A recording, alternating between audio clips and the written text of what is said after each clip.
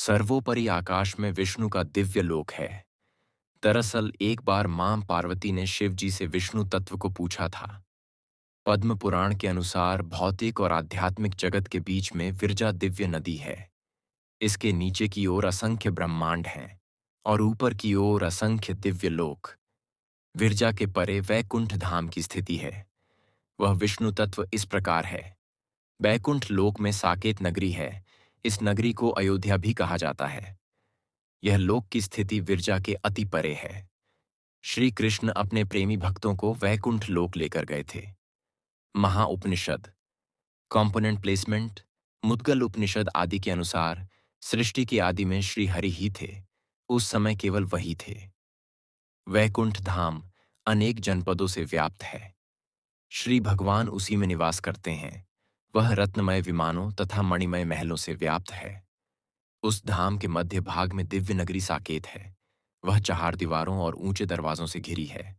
उनमें मणियों तथा स्वर्ण के चित्र बने हैं। उह नगरी में 4 प्रवेश द्वार हैं। चंड आदि द्वारपाल, कुमुद आदि दिक्पाल उसके रक्षक हैं। पूर्व में चंड, प्रचंड, दक्षिण में भद्र सुभद्र, पश्चिम में जय विजय, उत्तर में धाता और विधाता द्वारपाल रहते हैं। भगवान के पार्षदगण कुमुद, कुमुदाक्ष, पुंडरीक, वामन, षणकुण, सुमुख आदि उस पुरी में कोटि दो अग्नि के समान तेजोमय घरों की पंक्तियां शोभा पाती हैं। उनमें तरुण अवस्था वाले नर नारी निवास करते हैं। पुरी के मध्य भाग में श्री भगवान का मनोहर अंतःपुर है। उसमें भी अच्छे 2 घर विमान और प्रासाद हैं। दिव्य अप्सराएं और नारियां सब ओर से उस अंतःपुर की शोभा बढ़ाती हैं। बीच में एक दिव्य मंडप है जो राजा का खास स्थान है। उसमें बड़े 2 उत्सव होते रहते हैं। वह मंडप रत्नमय है तथा उसमें माणिक के हजारों खंभे लगे हैं। वह दिव्य मोतियों से व्याप्त है तथा साम गान से व्याप्त रहता है। मंडप के मध्य भाग में एक रमणीय सिंहासन है जो सर्व वेद स्वरूप और शुभ है। वेदमय धर्म आदि देवता उस सिंहासन को सदा घेरे रहते हैं।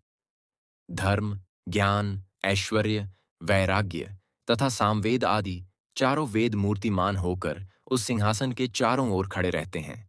शक्ति, आधार शक्ति, चित शक्ति, सदाशिव शक्ति, अन्य शक्ति वहां उपस्थित रहती हैं। सिंहासन के मध्य भाग में अग्नि तत्व, सूर्य तत्व एवं चंद्र देव निवास करते हैं। कच्छप, शेष, तीनों वेदों के स्वामी, गरुण, छंद और सारे मंत्र, यह सभी उसमें पीठ रूप धारण करके रहते हैं। यह दिव्य योग पीठ कहा जाता है। उसके मध्य भाग में अष्टदल कमल है जो उदयकालीन सूर्य के समान कांतिमान है। उसके बीच में सावित्री नाम की कर्णिका है जिसमें देवताओं के स्वामी परम पुरुष श्री विष्णु श्री देवी के साथ विराजमान हैं।